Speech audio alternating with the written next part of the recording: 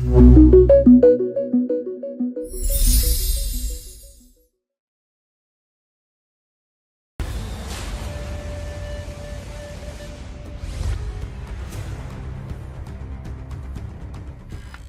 Valen tengah berkelubung duka.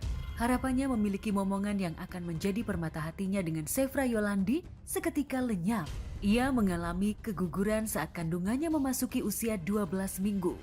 Hasil cek USG mendapatkan kabar pahit jika janin yang seharusnya berusia 12 minggu ternyata masih berusia 8 minggu. Artinya menurut dokter, embrio di rahimnya tak berkembang selama 1 bulan. Pelantun lagu Meraih Bintang ini sempat mengaku belum bisa merelakan calon buah hatinya. Sempat berjuang mempertahankan kehamilannya, Via harus pasrah pada takdir yang digariskan Tuhan. Hingga saat ini, kabarnya Via masih mendapatkan perawatan di salah satu rumah sakit di Jakarta Selatan.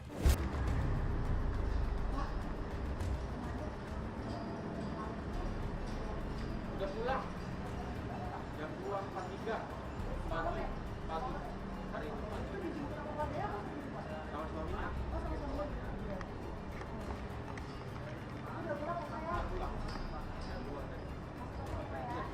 Proses keguguran itu bisa terjadi pada siapa aja sih, nggak ada masalah ya. Jadi keguguran itu memang suatu hal yang cukup sering terjadi. Bahkan kalau kita bicara secara statistik bisa sampai up to sampai 30% kehamilan trimester pertama itu gugur. Semakin besar faktor risikonya, maka semakin besar risiko untuk kegugurannya. Ya, jadi kalau kita mau cari tahu jelas penyebab keguguran itu apa, memang kita harus telusuri dengan sangat dalam. Artinya penyebabnya bisa dari embrionya itu sendiri atau janinnya sendiri. Penyebabnya bisa juga karena faktor ekstrinsik dari luar gitu loh.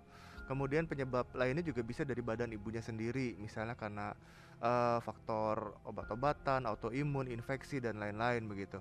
Nah, sedangkan kalau kita mau lihat proporsi yang paling sering, maka proporsi yang paling sering itu sebetulnya kejadiannya karena faktor janinnya, bukan karena faktor dari ibunya gitu.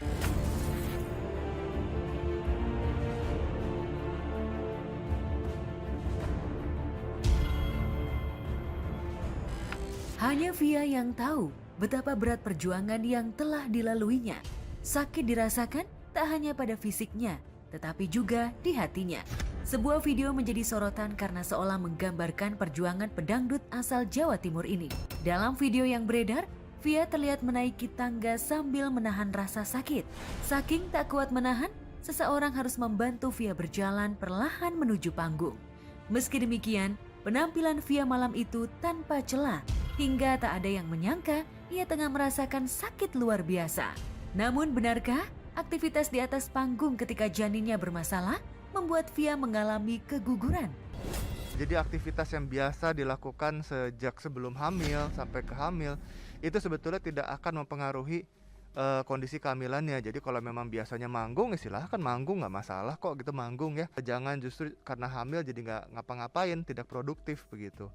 Nah, kebanyakan keguguran bukan karena kelelahan atau kecapean. Kebanyakan keguguran terjadi karena faktor embrionya atau faktor janinnya itu sendiri, bukan karena faktor ibunya kebanyakan aktivitas begitu. Ya sebetulnya sih kalau memang sudah jelas tidak ada aktivitas dari pertumbuhan bayinya, jantungnya tidak berdenyut, maka aktivitas sih sebenarnya nggak masalah sih. Mau kerja, mau tetap melakukan aktivitas kayak biasa, olahraga dan lain silahkan aja. Itu tidak akan meningkatkan risiko apapun juga. Tetapi memang yang harus kita waspadai sebetulnya adalah kalau sewaktu-waktu terjadi proses keguguran, misalnya jadi mulai kontraksi, mulai jadi perdarahan, tentunya kita pengen supaya bisa gampang cari pertolongan. Memang kalau seorang ibu itu kan punya naluri ya, walaupun dia belum pernah melahirkan anak, tapi dia kan memperjuangkan, itu pasti dia ada kayak kontak batin sama anaknya gitu, bukannya semata-mata dia kayak mungkin kalau pekerjaan itu adalah kontrak yang tidak bisa dibatalkan sepihak gitu ya. Jadi pemirsa juga harus mengerti juga, kita di dunia entertainment ini itu ada kayak semacam perjanjian-perjanjian yang mesti kita sepakati kayak gitu ya. Jadi otomatis aku berpikir kayak sebenarnya tindakannya juga kita nggak bisa bilang benar atau salah karena dia yang mengalami gitu ya. Dan balik lagi ke para spesialis anaknya gitu ya, dokter spesialis anaknya kira-kira kalau membolehkan kenapa tidak gitu kan, karena memang monitor gerak janin hanya dia yang merasakan. Dalam postingan media sosial terakhirnya, Via sudah mulai tersenyum meski masih terbaring di kasur rumah sakit.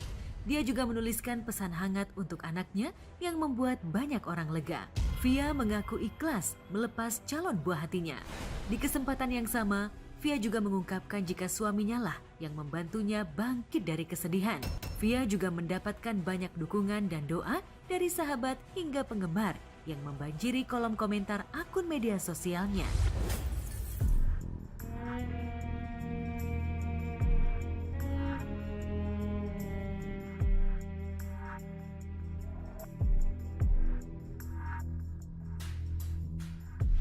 Aku harus ditransfusi darah sebanyak 4 kantong, kurang lebih sih 750 ml ya Bi ya gitu. Nah ini udah kantong darah yang ketiga, terus aku udah gak pusing, udah gak terlalu lemes lagi, udah seger lagi gitu. Tanganku udah bengkak-bengkak ini. Transfusi darah udah bag ketiga, kantong ketiga, masih ada 1 kantong lagi. Dan let me show you, ini dia support system aku. Kalau nggak ada makhluk satu ini nggak ngerti lagi. Kalau aku sih lebih daripada mikirin gimana caranya mempertahankan itu. Kalau Bijini udah bilang kayak gitu, aku lebih mempersiapkan diriku untuk mengikhlaskan dan ya menerima berita buruknya itu gitu ya. Walaupun berat pasti, tapi kalau aku lebih ke yang masih bisa diselamatkan dulu daripada mempertahankan yang ternyata memang harusnya udah gitu takdirnya, fitrahnya udah harus diikhlaskan. Saat ini Via dan Sevra memang belum beruntung untuk menimang buah hati. Namun bukan berarti tak ada kesempatan buat pasangan ini untuk dianugerahi momongan dan membangun keluarga kecil yang bahagia. Mengingat usia Via yang masih muda hingga membuka banyak kesempatan untuk kembali mengandung. Apalagi jika mengingat usia pernikahan mereka yang masih hitungan bulan. Sebagian besar yang hamil dan mengalami keguguran, nanti pas hamil yang keduanya bagus-bagus aja gitu. Kecuali kalau misalnya hamilnya 2 kali berturut-turut keguguran, nah kita baru berpikir jangan-jangan ini penyebabnya sama nih, dan kita cari tahu penyebabnya apa dan kita coba tanggulangi penyebabnya apa. Gimana dok caranya supaya jangan sampai keguguran? Pertama-tama banyak berdoa dulu, karena yang menciptakan kehidupan bukan manusia begitu ya. Kemudian yang kedua adalah tentunya dengan mempersiapkan kehamilannya. Nah orang sering lupa di Indonesia, seringkali kehamilan itu tidak di-prepare alias pasrah atau sedikasihnya. Sehingga faktor-faktor risiko yang di dalam badan ibunya atau di dalam badan bapaknya itu tidak diperbaiki dulu. Contohnya, ibunya obesitas. Nah, kalau ibunya obesitas itu akan meningkatkan risiko selama kehamilannya. Bapaknya masih merokok, itu juga akan meningkatkan risiko buat kehamilannya juga gitu, meningkatkan risiko keguguran. Maka yang ketiga jadi gampang. Artinya apa?